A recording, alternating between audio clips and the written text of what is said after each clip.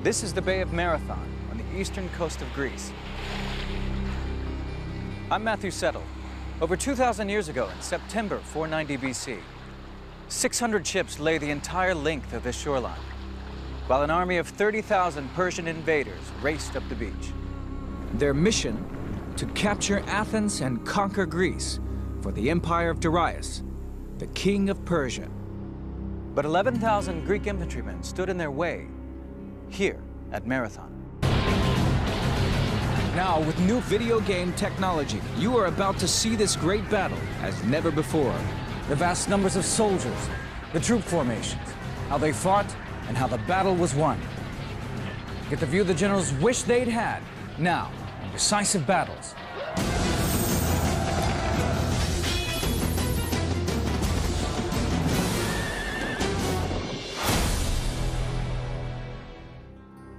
This is the burial mound of Marathon. Beneath me lie the remains of Greek soldiers who died in battle on 9/11, 490 BC. At that time, Greece was not a unified nation. It was a collection of independent city-states, like Athens, Corinth, and Sparta, each with their own laws and systems of government. The most influential city was Athens. 20 years earlier, the Athenians had gotten rid of their king, Hippias, who was a cruel and brutal ruler. Athens became a democracy and began to flex its muscle against Persia, the greatest power in the Mediterranean at the time. Athens even supported a revolt of some of the Greek islands, who were trying to break free from Persian rule. The Persians saw themselves having a sort of God-given right to rule the world, and they expanded in every direction. They probably expected most countries and nations that they encountered to simply surrender. Their procedure of declaring war was in fact to demand a surrender, and if that wasn't then given, they would fight. The Persian king Darius became furious with the Athenians. He decided that when the time was right, not only would he conquer Athens, but all of Greece. Darius had a servant. Every time he sat down to dinner before he would eat, the servant would whisper in his ear, "Sire, do not forget the Athenians." So, when the deposed king, Hippias, fled from Athens to Persia, he received a friendly welcome. I think it would be fair to regard Hippias essentially as a political pawn. The Persians weren't really too concerned what type of regime they would set up in conquered territory, so long as they were confident that he would be loyal to them. In 491 BC, Darius sent envoys to Athens and Sparta. They demanded gifts of earth and water as acknowledgement of the power of Persia. The Greeks threw the envoys into a ravine used for executing criminals. The Spartans threw the second pair down a well. What the Greeks most hated was the idea of slavery, of not being free, and they were determined not to allow themselves to be taken over by a foreign power without a fight. Darius was furious. He assembled a huge fleet of 600 ships and mobilized his army. And when they set out for Greece in 490 BC, the exiled king Hippias sailed with them. The invasion force of 30,000 men was led by Datis, Persian commander in the west. Hippias was only too happy to advise him on the perfect landing place, the broad beach at Marathon Bay. The Persians had very consciously picked a place that suited the kinds of forces that they had. Basically, within the territory of Athens, they couldn't have found pretty much a better place for them to land. This is the plain of Marathon, 6 miles long and 2 miles broad. Apart from the marshes at either end, it's an unbroken plain, perfect for the battle tactics of the Persians with their light infantry and cavalry. Even in early September, these marshes were wet and soggy. A man couldn't walk on them, let alone several thousand horses.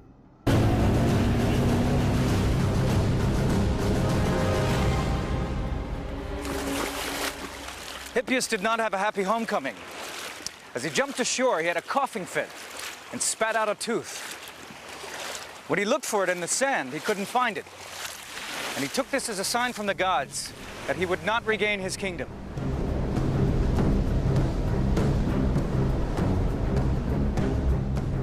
While Datis unloaded his ships and assembled his men, the Greek army was gathering in the mountains overlooking Marathon. This Athenian army was made up of many local tribes loyal to Athens, 1,000 men each from 11 tribes. each commanded by its own general. But in overall command was the Greek general Miltiades. Missing from these 11,000 men were the fiercest and most feared Greek fighting force, the Spartans. Miltiades sent a runner, Phidippides, to Sparta to ask for help. The Greeks generally used runners as messengers, sometimes horsemen, but very often runners, partly perhaps due to the rough terrain that they often had to negotiate. Phidippides was a day runner, someone who could run all day delivering messages. According to the historian Herodotus, he ran the 150 miles between Athens and Sparta in 2 days, but his epic run was all in vain. The Spartans were celebrating a religious festival, and they refused to march until after the full moon. The Spartans were notoriously pious, notoriously slow, notoriously tardy, and arrogant in a way. And I think they felt, oh, we'll just get over there when we get there. Athens would stand alone. Miltiades faced impossible odds. We know very little about this Greek commander.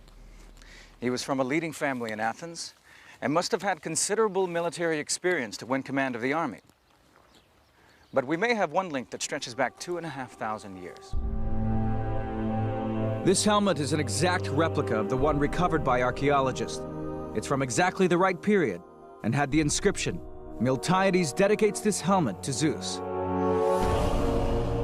It was very probably Miltiades' own helmet and was exactly the kind worn by the Greeks at Marathon. The Greek army fought as infantrymen, or hoplites. They were called this after the shield they carried, the hoplon. The hoplite fought in a phalanx formation, an almost unbreakable wall of men and shields, pushing forward incessantly. The shield of the hoplite was a big shield, about 1 meter wide, but it covered only half the body, and therefore the protection comes from the overlapping of each shield with the man next to him.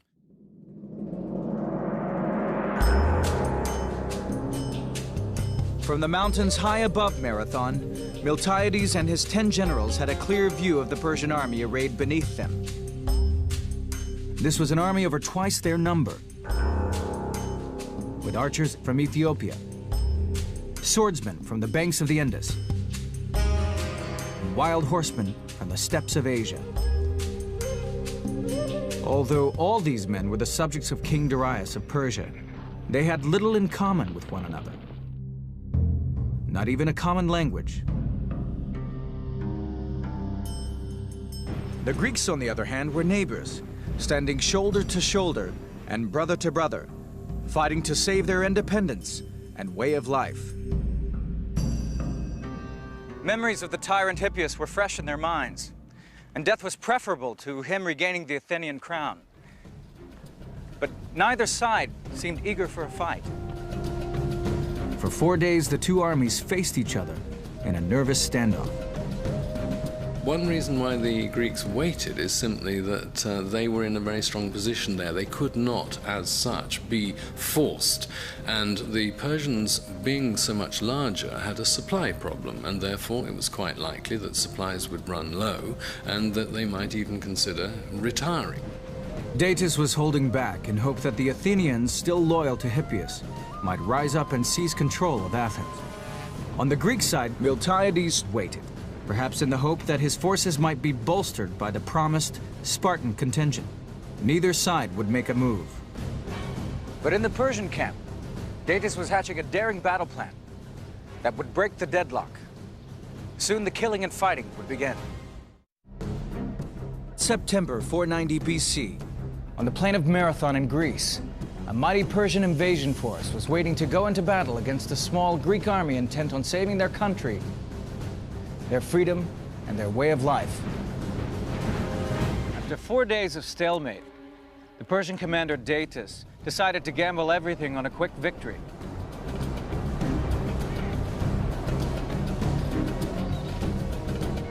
Under cover of darkness, he loaded all of his cavalry and some of his infantry back onto his ships.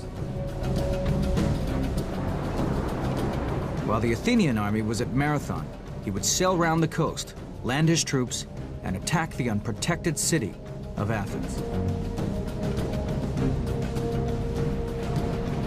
His faithful commander, Artaphernes, would stay at Marathon with a holding force of around 12,000 men.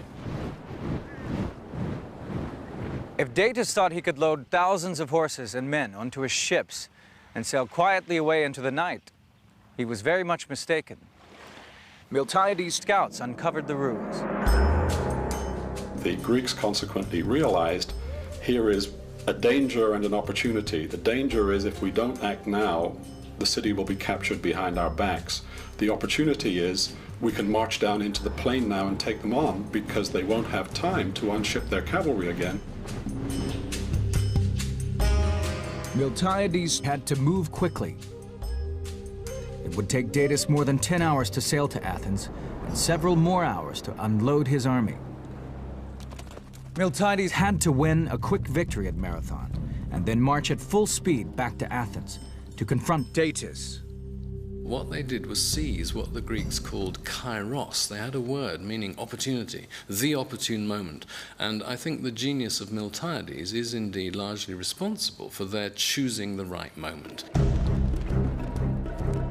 Miltiades marshaled his 11,000 hoplites and readied them for battle. Greeks would normally have formed a rectangular phalanx, but he was worried by the length of the enemy battle line. The Persians could sweep around both sides and envelop the Greek army. We know this kind of detail because of two Greek historians. Herodotus, who wrote in the years after the battle and may even have met some survivors, and Plutarch, who wrote 400 years later but used material from earlier histories. Miltiades took a huge risk and tore up the battle manual. He abandoned the traditional phalanx formation and deployed his troops along the widest possible front, so that the center of the line was much thinner than usual, 4 men deep as opposed to the customary 8. But on each wing, he retained the 8 ranks of the conventional phalanx. He wanted to protect his flanks. The Greek heavily armored infantry, they had a 3-foot shield that would cover them from brow to knee, greaves down here on the shin guards, and then a helmet with just eye slits, so that when they put that helmet at the rim of the shield, they really were pretty much invulnerable. As the Greek army rolled forward, Miltiades was already thinking of the next problem. The massed ranks of Persian archers, deadly at up to 300 yards. The Greeks would have to cover that final distance at speed, or risk being slaughtered. They marched forward at a sedate pace, the usual sedate pace of a hoplite army advancing, until they came within bowshot, which is maybe 100 yards or so. Once within bowshot, the Greeks came under a hail of arrows. Miltiades' troops broke into a run. This astonished the Persians. The phalanx, by its very nature, usually went into battle at a slow, steady pace. The Persian archers would have posed a very serious threat to the hoplite force. They had very powerful bows and large arrows that could have done serious damage. Imagine yourself in full armor, with a heavy shield, spear and sword, a total weight of 70 pounds, having to race to the enemy and be able to put up a strong fight when you reached him. There was a British historian who actually built himself a suit of hoplite armor and went to Marathon and ran from approximately the place where the Athenian camp was to the site of the battle, and showed that a fit man could actually run that distance in armor. The hoplites trained hard for this. There was even a hoplite event in the Olympic Games of the period, which involved sprinting over 400 yards in full kit and armor. The Persians were puzzled. From their ranks, all they could see was a long line of Greeks running down on them. Surely they would be out of breath before they even got close enough to fight. These Persian infantrymen were more skirmisher troops than heavy infantry.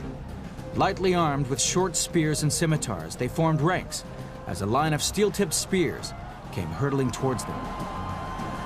The two armies clashed head-on The Persians soon realized their weapons were hopeless against the Greek army, but they fought back valiantly, and by sheer weight of numbers began pushing the Greek center back. It looked like Miltiades' gamble had failed, and all the while Datis was sailing closer to Athens. It is 490 BC. The Greek army is being pushed back by Persian invaders, and a Persian fleet is on its way to attack Athens. As the Greeks fell back in the center, the Persian commander, Artaphernes, smelled victory. The way in which Miltiades drew out the Athenian army, enormously lengthening and thinning his center, was one of the riskiest things, I think, in all of ancient warfare. But now the strong Greek phalanxes, on the wings, beat back the thinner Persian line and began to push in towards the center. Each phalanx moved on command, as one unit, wheeling left or right, almost turning on a dime. Miltiades' gamble had paid off. As the center fell back, his wings slowly encircled the enemy. The slaughter began in earnest, as the heavily armored Greeks hammered into the Persian divisions. And then that whole center of the Persian army became essentially a killing zone. Certainly, to fight that way took great strength and great endurance, and you haven't even talked about the heat of the summer. The Persians continued to throw themselves onto the attacking phalanx, desperately trying to find a way to break it.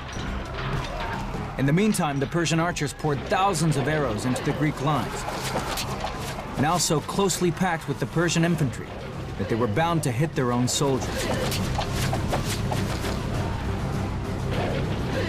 The Greeks felt that right and might were on their side and fought like men possessed.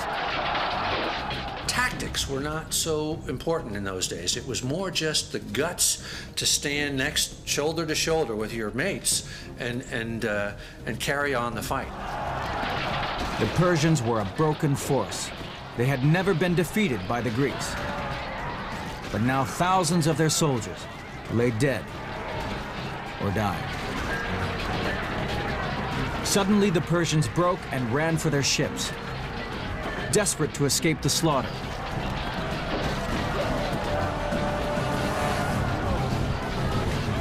The Greeks raced to cut off their retreat and chased them to the water's edge.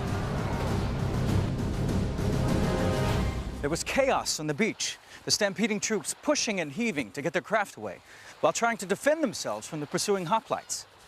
The surviving Persians sailed away, while the Greeks collapsed, exhausted in the sand. But there was no time to rest. While the battle was raging at Marathon, Datis and his Persian troops were sailing closer to Athens. Miltiades ordered his tired and battle-weary troops to Athens, a forced march of 22 miles in full armor. It had taken him just over 3 hours to defeat the Persian army at Marathon, but that meant that Datis was 3 hours closer to Athens. It was a race against time. He sent a runner on ahead with news of victory. According to legend, it was Phidippides, the same man who had run to Sparta. He ran the 22 miles here to Athens and shouted, "Rejoice, we have victory," then fell dead from exhaustion. Miltiades arrived in the nick of time and managed to set his troops up around Athens. Datis was dismayed when he sailed around the bay and found the Greek army waiting for him. When they saw those Athenians waiting for them, they just didn't have the heart to have another go at these guys who had just inflicted this disastrous defeat on them. He could not even land his army. He thought these troops had been beaten at Marathon, but now here they were, ready to fight again. Acknowledging defeat, he turned his ships around and set course for Persia. Hippias had guessed right. Not only had he lost his tooth, but any chance of ever regaining his kingdom. And the Spartans? They turned up late and missed out on the glory, but were curious to see what a Persian soldier looked like. They marched on from Athens to inspect the dead. They say that the Spartans were sort of like sightseers, toured the battle afterwards, and that they were pretty shaken up to see what great work their rival Athenians had done. I think it really did eat at the Spartans' guts. that these foppish Athenians had polished off the Persians. If the Persians had won the battle and had occupied Athens, they would then have had a basis in mainland Greece for further campaigns, and that might well have changed the course of history.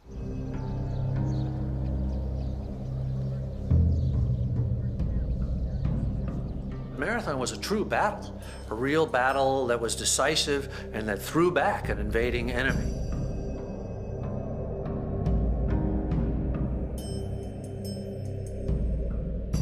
The fame of Marathon is, in my view, imperishable. It was an extraordinary victory. But for Marathon, you wouldn't then have had the ensuing civilization of the Greeks. The Persians had lost 6,500 men. The Greeks, 192. This was a great victory for Greece, but an even greater victory for Athens. In the space of 20 years, its citizens had got rid of their king and pushed back the Persian Empire. In the process, they had created a new form of government. They called it democratia. We call it democracy.